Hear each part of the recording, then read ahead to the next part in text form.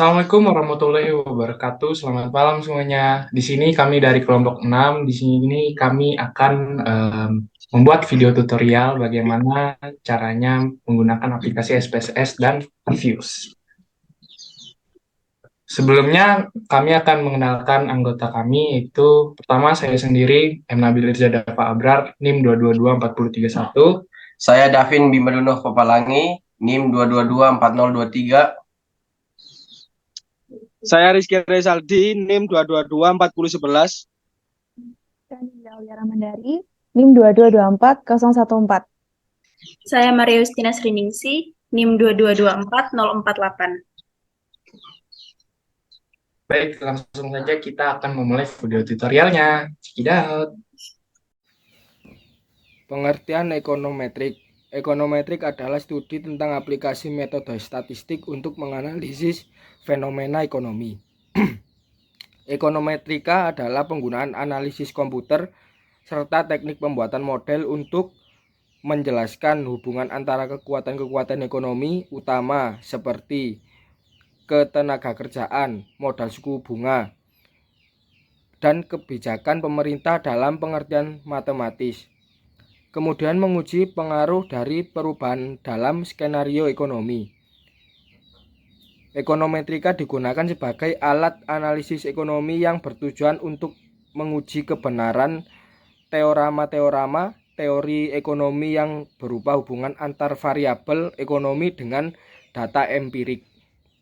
Dapat disimpulkan bahwa ekonometrika adalah salah satu cabang ilmu ekonomi yang menggunakan dan menerapkan ilmu matematika dan statistika untuk memecahkan masalah-masalah ekonomi dengan dibuat dalam model ekonometrik yang kemudian diestimasi hasilnya dan diuji ulang terhadap teori ekonomi yang ada untuk menguji kesesuaiannya.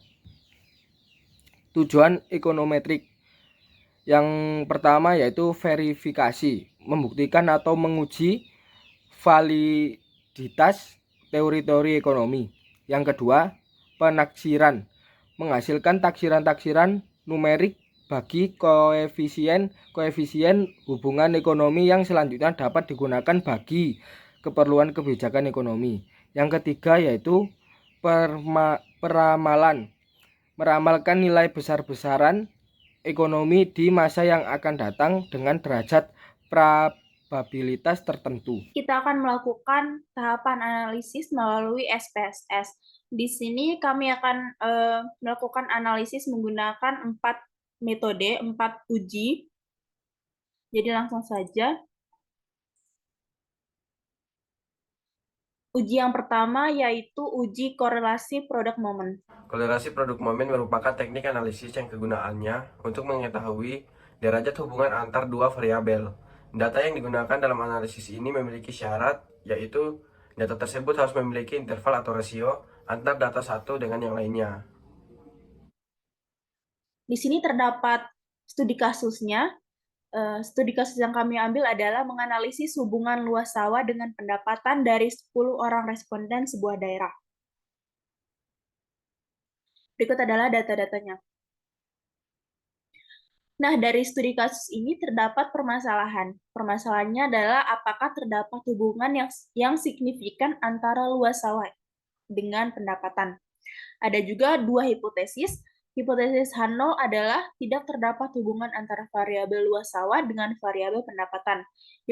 Hipotesis H1 adalah terdapat hubungan antara variabel luas sawah dengan variabel pendapatan. Kita langsung saja ke tahapan analisis menggunakan SPSS.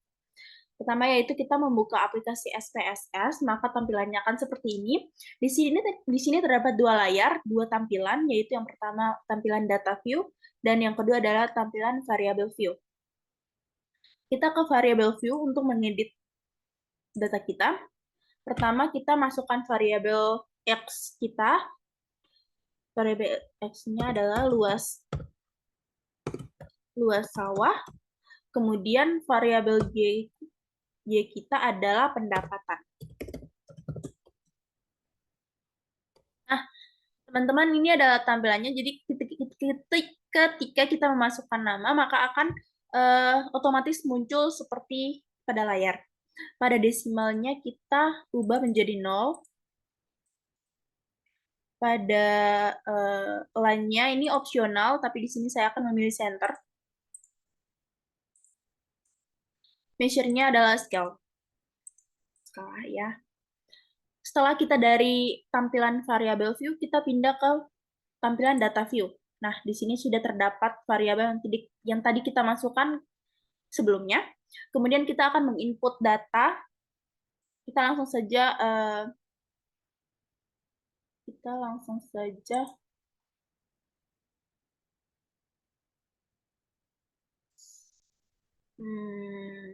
sebentar teman-teman.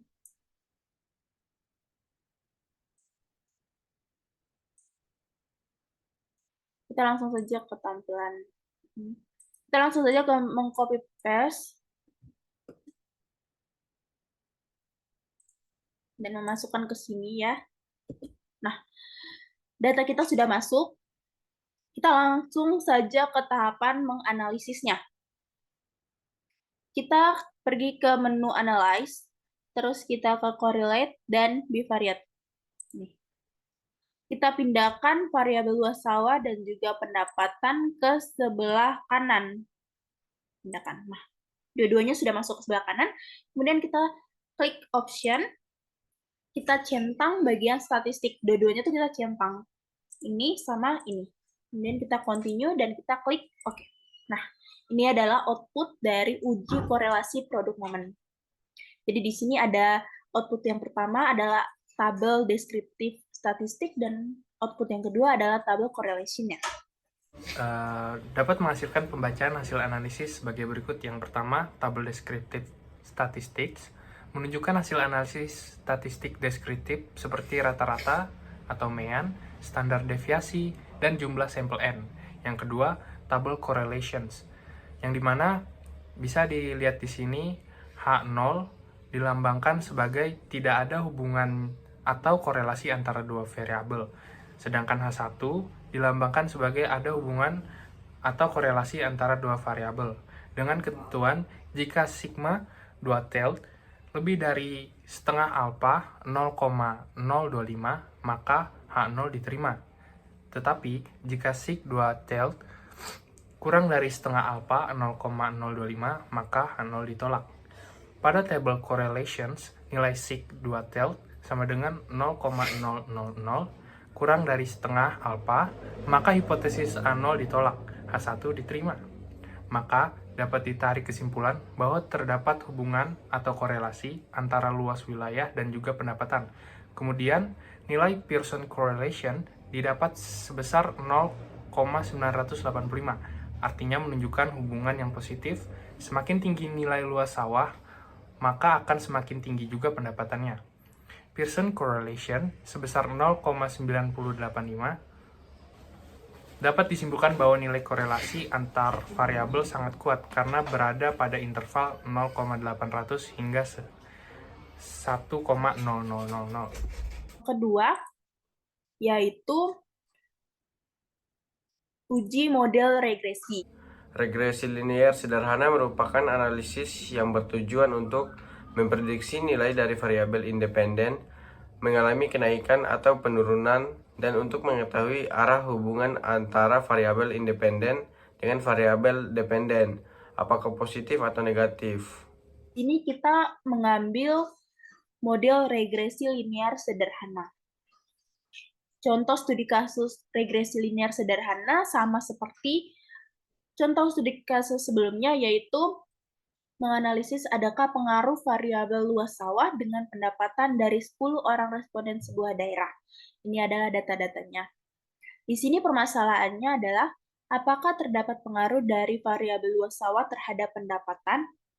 Kemudian ada dua hipotesis juga. H0 adalah tidak terjadi hubungan linear antara luas sawah terhadap pendapatan. H1 adalah terjadi hubungan linear antara luas sawah terhadap pendapatan. Langsung saja ke tahapan analisis menggunakan SPSS-nya. Kita buka kembali SPSS.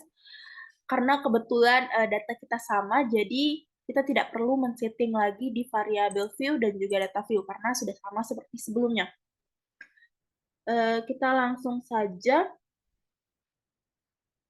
kita klik untuk menganalisisnya, kita klik menu analyze, kemudian kita pilih regression dan kita pilih yang linear. Nah, tampilannya akan seperti ini.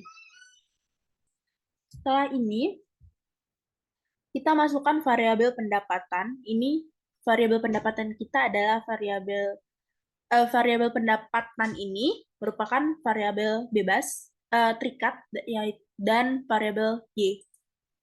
Maaf, variabel pendapatan ini merupakan variabel Y. Nah, variabel Y adalah variabel terikat. Variabel terikat ini kita masukkan ke kolom dependent. Sedangkan luas sawah ini adalah variabel bebas. Kita masukkan ke sebelah sini. Setelah kita masukkan semua itu, kita klik, kemudian kita klik OK. Nah, output dari model regresi linear sederhana adalah seperti ini. Kita mendapatkan yang pertama adalah tabel variabel enter dan juga remove. Kemudian kita ada lihat tabel model summary. Kemudian ada ANOVA, kemudian ada koefisiennya, tabel koefisien. Jadi ini adalah output dari proses uji regresi linear sederhana. Bisa dilihat hasil pembacaan hasil analisis. Yang pertama menghasilkan tabel variabel insert or remove, menampilkan variabel yang dimasukkan dalam model, variabel yang dikeluarkan, dan juga metode analisisnya. Dalam data di atas, variabel yang dimasukkan ke dalam model adalah luas sawah. Variabel yang dikeluarkan tidak ada, dan metode analisis yang digunakan dalam analisis kali ini adalah metode enter, atau dimasukkan secara simultan atau bersama. Yang kedua, tabel model summary menampilkan nilai R yang merupakan simbol dari nilai koefisien korelasi. Pada contoh di atas, nilai korelasi adalah 0,985. Melalui tabel ini, diperoleh nilai R square atau koefisien determinasi, bisa juga disingkat KD, yang menunjukkan seberapa bagus model regresi yang dibentuk oleh interaksi variabel bebas dan variabel terikat. Nilai KD yang diperoleh adalah 97,1%, yang dapat ditafsirkan bahwa variabel bebas pendapatan memiliki pengaruh kontribusi yang sangat besar, yaitu 97,1% terhadap variabel luas sawah, dan 1,3% lainnya dipengaruhi oleh faktor-faktor lain. Yang ketiga ada tabel ANOVA, digunakan menentukan taraf signifikan atau linearitas dari regresi. Di sini menggunakan hipotesis penelitian yang dimana H0 dilambangkan sebagai tidak ada hubungan linear antara luas sawah terhadap pendapatan, dan H1 terjadi hubungan linear antara luas terhadap pendapatan, dengan ketentuan jika sigma alpha 0,05 maka H0 diterima, dan jika sigma alpha kurang dari alpha 0,05 maka H0 ditolak. Berdasarkan tabel ketiga, diperoleh nilai sigma sebagai 0,000 kurang dari 0,05. Dengan demikian, H0 ditolak dan H1 diterima. Maka artinya, terjadi hubungan linear antara variabel luas sawah terhadap variabel pendapatan. Dan yang keempat, ada tabel koefisien menginformasikan uji koefisien dan uji konstanta. yang dimana H0 melambangkan koefisien luas sawah tidak signifikan, dan H1 melambangkan koefisien luas sawah signifikan, dengan ketentuan jika sigma lebih dari alfa 0,05 maka H0 diterima, dan jika sigma kurang dari alfa 0,05 maka H0 ditolak. Berdasarkan tabel keempat atau baris luas sawah, diperoleh nilai T hitung sama dengan 16.323 dan sigma sama dengan 0,00. Nilai sigma kurang dari alfa 0,05. Dengan demikian H0 ditolak. Dengan demikian koefisien kemampuan luas sawah terhadap pendapatan signifikan.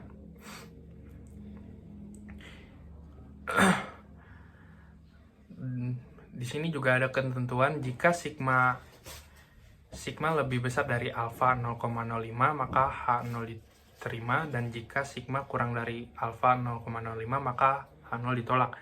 Berdasarkan tabel keempat baris konstan diperoleh T sama dengan 3930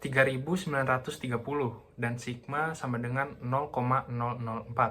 Nilai sigma 0,004 kurang dari alfa 0,05. Dengan demikian H0 ditolak. Maka diperoleh koefisien kemampuan luas sawah terhadap pendapatan signifikan. Sehingga model persamaan regresi diperoleh dari koefisien konstanta dan koefisien variabel yang ada di kolom unstandard coefficient B. Berdasarkan tabel ini diperoleh model persamaan regresi dengan pendapatan Y sama dengan 1295 tambah 0,095 dikalikan luas sawah X, atau Y sama dengan 1295 plus 0,95X. Uji yang ketiga yaitu uji normalitas dengan grafik. Uji normalitas dengan grafik.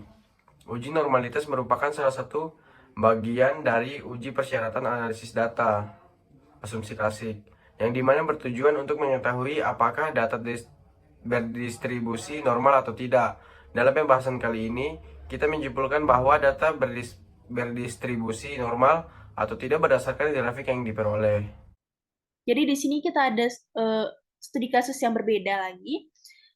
Studi kasus untuk uji ini yaitu data permintaan konsumsi padi Kabupaten Malang tahun 2010 sampai dengan 2019. Berikut adalah tabel data-datanya. Di sini permasalahannya itu, jadi yang ketiga ini kan kita melakukan uji normalitas dengan grafik. Itu permasalahannya dari data tersebut kita mencari nih, apakah data di atas, data kita itu berdistribusi normal atau tidak. Nah, ada dua hipotesis. Hipotesis yang pertama, H0, yaitu data berdistribusi normal. Hipotesis yang kedua, yaitu data tidak berdistribusi normal. Kita langsung saja ke analisis menggunakan SPSS. Kita ke SPSS, ini tadi kita hapus. Kita ke file baru ya teman-teman. Nah, ini adalah lembar kerja kita yang baru. Kemudian kita memasukkan, kita edit tampilan variabel view-nya dulu.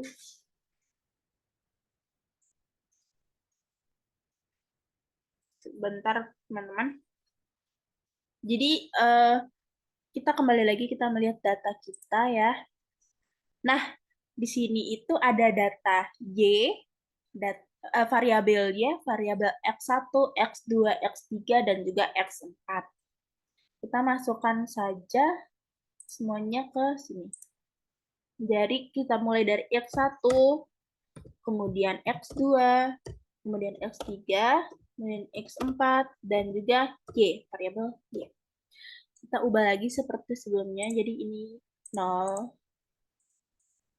Ini juga maaf teman-teman, ini 0. Kok gini sih anjing?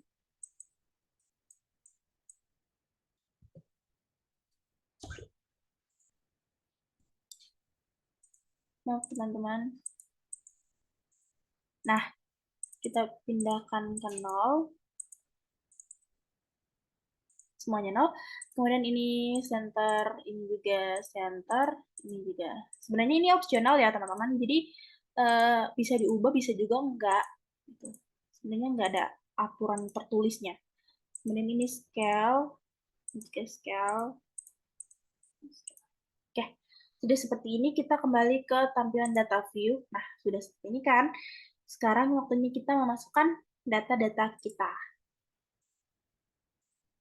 Dimulai dari X1 sampai X4. Aduh, tadi tulisan saya kebalik. Jadi masukkan dari sini. Nah, variabel y-nya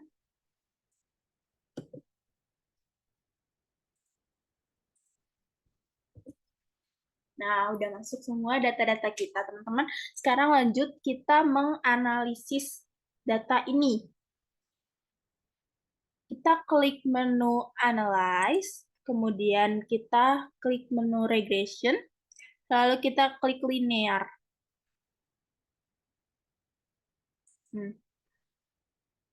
Kita masukkan seperti tadi ya, yaitu adalah variabel terikat.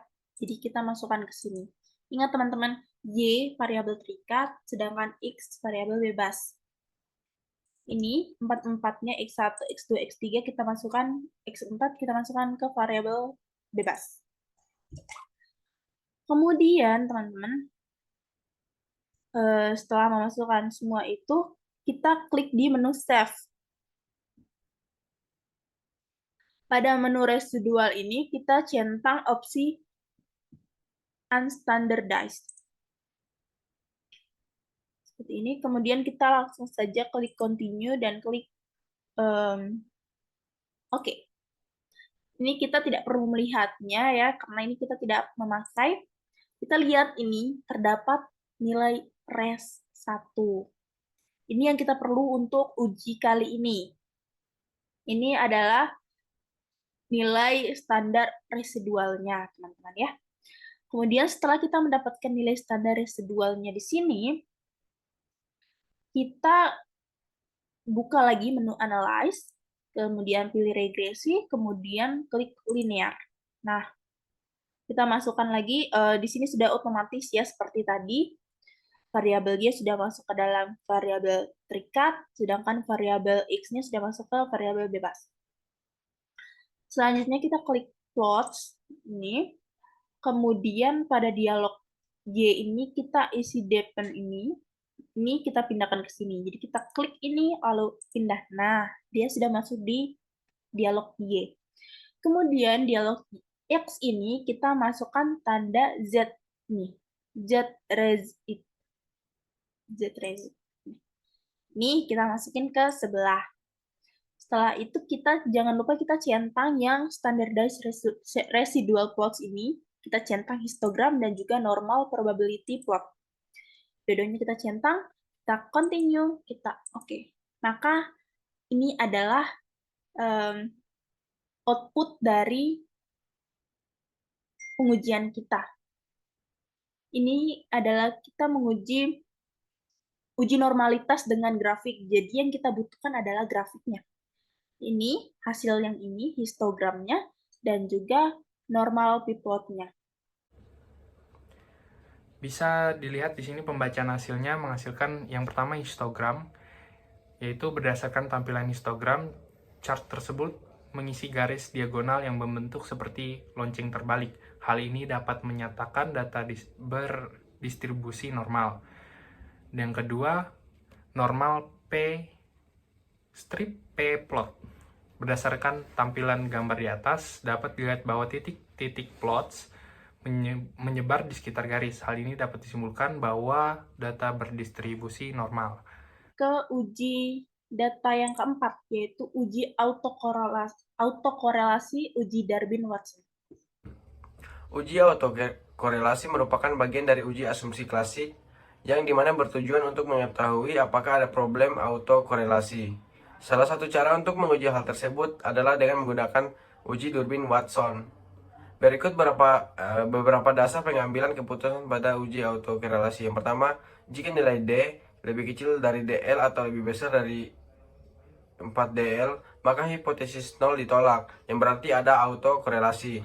Yang kedua, jika nilai D terletak antara DU dan 4-DU, maka hipotesis 0 diterima, yang berarti tidak ada autokorelasi. Yang ketiga, jika nilai D terletak antara DL dan DU, atau di antara 4DU dan 4DL, maka tidak menghasilkan kesimpulan yang pasti.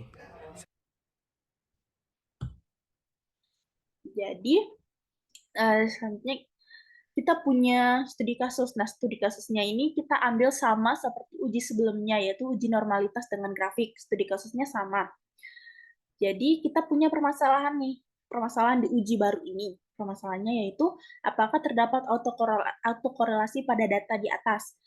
Hipotesis H0 tidak ada autokorelasi, hipotesis H1 terdapat autokorelasi. Langsung saja ke cara menganalisis menggunakan SPSS. Kita ke yang tadi, SPSS yang tadi ya teman-teman. Karena studi kasusnya sama, kita pakai data yang sama saja.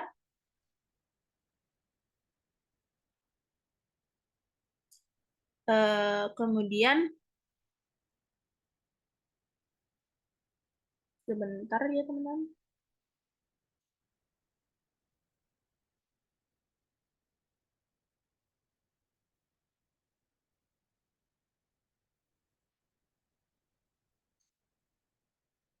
Kita klik analyze, kita klik regression, kemudian klik linear. Ya, data yang ini sudah benar. Y kita masukkan ke data dependent. Kemudian yang di X ini kita memasukkan variabel X ini kita masukkan kepada dialog independen. Kemudian jika sudah seperti itu, kita klik ke statistik. Kita pilih menu statistik yang ini, kita klik. Kemudian kita centang yang di residual, bagian residual yang Darwin-Watson. Lalu kita klik continue, lalu kita klik OK. Nah, jadi teman-teman, ini adalah output dari, bentar. Nah, ini adalah output dari uji autokorelasi kita. Kita ada beberapa tabel ya, outputnya itu terdiri dari beberapa tabel, tapi kita fokusnya di model sumbernya. Kita lihat di sini ada data Darwin-Watson. Nah, ini yang kita perlukan. Ini yang kita cari dari uji autokorelasi. Di mana pembacaan hasil di sini dapat dilambangkan N sama dengan 10 atau jumlah sampel, K sama dengan 4 atau variabel bebas, D sama dengan 2098 atau nilai Darwin-Watson, DL sama dengan 0,3760, DU sama dengan 2,4137, 4 min DL sama dengan 4 min 0,3760 sama dengan 3,624, min DU sama dengan 4 min 2,4137 sama dengan 1,5863. Kembali lagi kita melihat pada persyaratan pengambilan keputusan uji autokorelasi. Jika D kurang dari DL atau D lebih dari 4 min DL, maka H0 ditolak. Jika DU kurang dari D kurang dari 4 min DU, maka gagal tolak H0. Jika DL kurang dari D kurang dari DU atau 4 min DU kurang D kurang 4 min DL, maka uji Darwin-Watson tidak menghasilkan hasil yang akurat atau inconclusive. Di sini bisa dilihat pada tabel Darwin-Watson, alfa sama dengan 5%. Dari data yang kita miliki, dapat terlihat DL kurang dari D kurang dari DU dan 4 min DU kurang dari D kurang dari 4 min DL, yang memiliki arti bahwa uji autokorelasi Darwin-Watson yang dilakukan tidak mendapatkan hasil yang akurat.